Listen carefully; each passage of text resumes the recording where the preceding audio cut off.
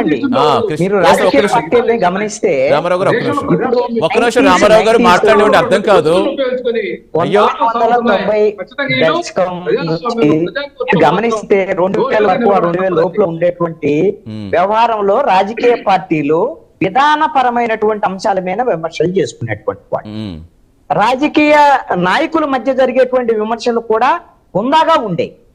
ప్రజలకు సంబంధించినటువంటి సమస్యలను ప్రతిపక్షాలు లేవనెత్తి వాటికి సమాధానాలు చెప్పేటువంటి పరిస్థితి ప్రభుత్వాల వైపు నుంచి ఉండేది. మీరు గమనించండి, ఒక 2 దశాబ్దాల కాలంగా రాజకీయాలు ఏ విధంగా మారిపోయినటువంటి పరిస్థితి ఉంది. మరి ఇటీవల కాలంలో అయితే వ్యక్తిగతమైనటువంటి దూషణలు, వ్యక్తిగతమైనటువంటి విమర్శలు, అసభ్యకరమైనటువంటి పదజాలాలు వాడేటువంటి విధంగా రాజకీయ నాయకులే దిగజారిపోయినటువంటి పరిస్థితి ఉంది. సోషల్ మీడియా వరకు వద్దు, అసలు రాజకీయ నాయకుల యొక్క బాధ ఏంటి? వాళ్ళ మీదే కాదు, వాళ్ళ కుటుంబాలు, ఇంట్లో ఉన్నటువంటి ఆడవాళ్ళ మీద ఈ విమర్శలు చేసేటువంటి పరిస్థితి దిగజారేటువంటి రాజకీయాలకు వస్తే దీని వల్ల ప్రజలకు ఎంత నష్టం? రాజకీయాలు ఇప్పుడు మీరు గమనించండి, 2019 నుంచి 24 వరకు, లేకపోతే 24 ఎన్నికలు జరిగిన నుంచి ఇప్పుడు వరకు మనకు జరిగేటువంటి డిబేట్లు అన్ని అంశాలు కూడా అన్ని రాజకీయ పరమైనటువంటి అంశాలే ప్రధానంగా ఉంటున్నాయి. కారణం ఏంటి?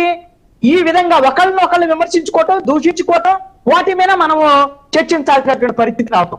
ఎక్కడైనా సరే ప్రజా సమస్యలు మేము చర్చ జరిగేటువంటి పరిస్థితికి అవకాశం ఇస్తున్నాయి రాజకీయ పార్టీలు. ఒక విధానపరమైనటువంటి అంశాలు మేము చర్చ జరిగేటువంటి పరిస్థితి ఉంటుందా? ఈ రోజున సోషల్ మీడియాకు సంబంధించినటువంటి చర్చ జరుగుతుంది కాబట్టి మీకు ఒక వివరణ ఇస్తానండి. రాజకీయ పార్టీలు ఎలా ఉంటాయంటే ఆర్గనైజ్డ్ గా క్రైమ్ కు పాల్పడతారు రాజకీయ పార్టీలు. ఎలా అంటే ప్రతి రాజకీయ పార్టీకి కూడా ఎమ్మెల్యే స్థాయి దగ్గర నుంచి, మంత్రుల స్థాయి దగ్గర నుంచి, ఆ పార్టీకి సంబంధించినటువంటి కీలకమైనటువంటి హైకమాండ్, పార్టీ హైకమాండ్ దగ్గర నడిపేటువంటి వరకు కొన్ని వేల ఫేక్ అకౌంట్లని సోషల్ మీడియాలో నడుపుతున్నారు. ఈ ఫేక్ అకౌంట్ల పని ఏంటి అంటే రాజకీయ ప్రత్యర్థుల మీద దాడి చేయటం, వాళ్ళ వ్యక్తిత్వం హననం చేయటం, వాళ్ళ మీద అసత్యమైన ప్రచారం చేయటం. ఇది మీరు కొన్ని అకౌంట్లు క్రియేట్ చేసుకొని ఎవరు పార్టీ కూడా ప్రచారం చేసుకోమనండి, ఎప్పటికీ అభ్యంతరం లేదు. ఈ ఫేక్ అకౌంట్ల ద్వారాగా మీరు అసత్యమైన ప్రచారం చేస్తాం. అందుకని ఒక ఉదాహరణ చెప్తా, ఊరికి నేను చెప్తాలా, జనరలైజ్ చేసి చెప్తాలా. సపోజ్ ఒక పవన్ నాయుడు అని ఒక అకౌంట్ పెడతారండి. ఆ అకౌంట్ లో వాళ్ళ పని ఏంటి? సపోజ్ ఇలా నమ్మ సామాజిక వర్గాన్ని తిడుతూ ఒక పోస్ట్ పెడతాడు. దీని టార్గెట్ ఏంటంటే జనసేనలో ఉండేటువంటి వీళ్ళకి, తెలుగుదేశానికి గొడవ పెట్టాలి, నమ్మకి కాపు సామాజిక వర్గానికి గొడవ పెట్టాలి. ఈ ఫేక్ అకౌంట్ వల్ల ఎవరికి లాభం? తెలుగుదేశానికి, జనసేనకు గొడవ పెడితే ఎవరికి లాభం అంటే ఎవరు క్రియేట్ చేస్తున్నారో అర్థం చేసుకో. ఇంకొకళ్ళు రెడ్డి అనే పేరుతో పెడతారు. దాంట్లో పని ఏంటంటే ఇంకొక సామాజిక వర్గాన్ని తిడుతూ దాని మీద పోస్టులు పెట్టడం, ఆ సామాజిక కులపరమైనటువంటి ఘర్షణలు తీసుకొచ్చేటువంటి ప్రయత్నం చేయటం.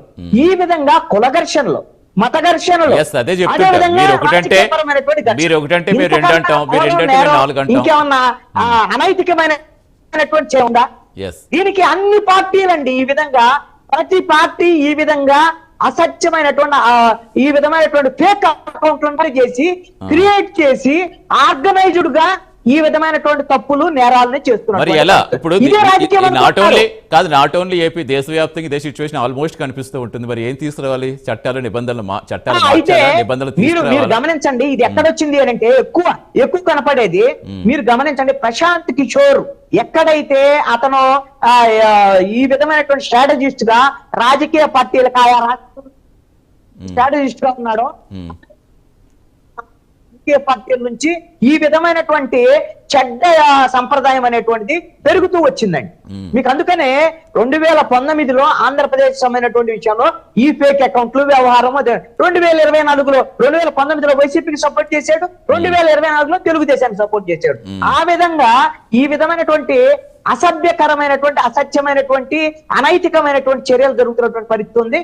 అందుకని వీటిని తప్పుపట్టాలి. మీరు ఒక అంశాన్ని గమనించండి. అందుకనే వీళ్ళు ఇవన్నీ జన్జీ గమనిస్తున్నారు, చదువుకున్నటువంటి వాళ్ళు గమనిస్తున్నారు, ప్రజలు కూడా గమనిస్తున్నారు. ఈ రాజకీయ పార్టీలు ప్రజలు నమ్మరు, ఈ విధమైనటువంటి నమ్మి ప్రజలు మోసపోరు. ఈ విషయాన్ని మాత్రం వాళ్ళు గమనించాలి. ఎస్, అదే చెప్తుంటారు, లైక్ల కోసమో వ్యూస్ కోసమో షేర్ల కోసమో చట్టాన్ని ఉల్లంఘించేస్తే చట్టాలు మరి ఎలా ఇంకా కఠిన చేయాల్సిన అవసరం ఉంది కదా, మరి ఎలా మార్పులు తీసుకొస్తే కట్టడవుతుంది? ఎలా చేయాలంటే అధికారంలో ఉన్నటువంటి వాళ్ళే చేయాలని పార్లమెంట్ శిరీష్ గారు మీదే ఇప్పుడు ఐటీ యాక్ట్ ను మరింత పటిష్టం చేయాల్సినటువంటి బాధ్యత. ఇప్పుడు ఎవరిని జైల్లో పెట్టాలండి? జైల్లో పెట్టాల్సింది ఎవరిని? తెలుగుదేశంలో ఈ విధమైన అసత్యమైన పోస్టులు పెట్టే వాళ్ళు ఉన్నారు, జనసేనలో ఉన్నారు, బీజేపీలో ఉన్నారు. వాళ్ళని జైల్లో పెడతారు. శిరీష్ గారు, మనకి సమయం అవుతుంది. ఆల్రెడీ రీసెంట్ గానే పవన్ కళ్యాణ్ గారు కూడా ఈ పార్టీ ఆ పార్టీని కదా, ఏ పార్టీ వాళ్ళు లైన్ దాటినా సరే చాలా కఠినంగా ఉంటారు, చాలా గట్టి హెచ్చరికలు ఇచ్చారు. మరి ఎప్పుడు చేస్తారు? ఇంకా ఎప్పుడు దీన్ని మరింత కఠినం చేయబోతున్నారు? 100% మేము చేసి చూపించాము. చేబ్రోలు కిరణ్ మావాడైనా సరే తీసుకెళ్లి కేసు పెట్టాం, రిమాండ్ పెట్టాం. మేము ఎక్కడ